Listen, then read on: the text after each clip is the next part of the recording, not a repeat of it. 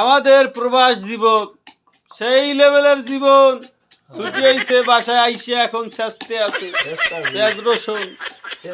আহারে প্রবাস জীবন। ওই দেখেন, তুমি কি কাটতে আছো রে? মাংস কাটতে আছো। তুমি কি কাটতে আছো রে ভাইজান?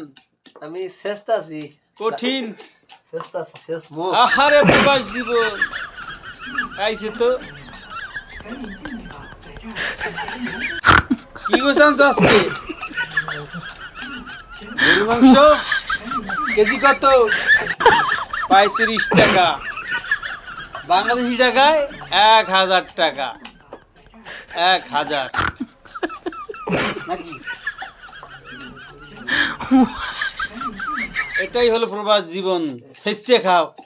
চেষ্টা লাগাইছি একবার চেষ্টা লাগাইছি একবার কঠিন।